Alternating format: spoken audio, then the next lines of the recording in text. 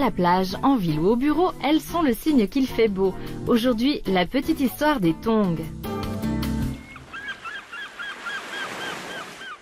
Marcher sur le sable sans se brûler ou se faire mal aux pieds, voilà pourquoi les Égyptiens l'ont inventé il y a plus de 5000 années, la tongue. Un drôle d'objet composé d'une semelle et d'une lanière en cuir. Elles sont tantôt un signe de pauvreté, de coquetterie ou de chasteté. Et puis les tongs qui adorent la marche à pied voyagent et arrivent au Japon. Elles atterrissent aux pieds des paysans. Pratiques pour marcher dans les rizières, elles sont d'abord des sandales très populaires.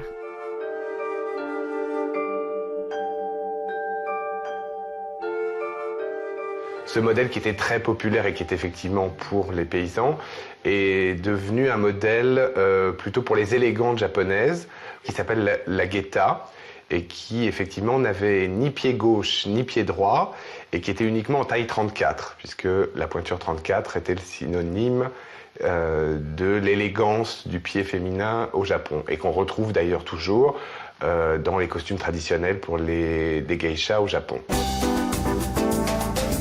Au cours des années 20, la tongue fait des ravages sur les plages, en particulier celle de Copacabana au Brésil.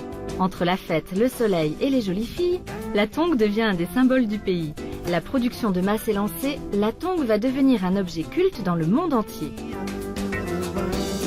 Par exemple, dans les années 70, c'était quelque chose qu'on ramenait justement des pays asiatiques, on ramenait les vrais de vrais, la tongue asiatique, ou quand on était un peu baroudeur, on ramenait effectivement celle du Brésil, mais c'était un épiphénomène.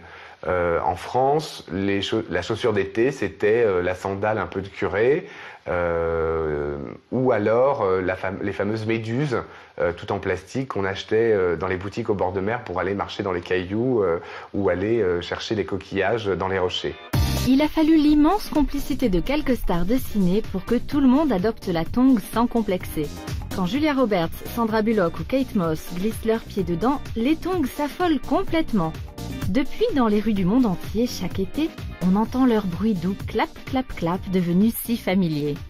Maintenant, la tongue, elle est autant à 1 euro la paire si vous allez l'acheter dans un supermarché au Brésil, que à 32 000 euros réalisé par un joaillier qui s'appelle Henri Stern et qui est entièrement en or, pavé de diamants. Et avec toujours le même concept, c'est-à-dire que c'est une semelle avec une bride et vous passez le gros orteil et le doigt entre les deux et ça vous fait une chaussure d'été. Pour la petite histoire, le mot tong a été trouvé par les Américains pendant la guerre du Vietnam. Il signifie tout simplement lanière.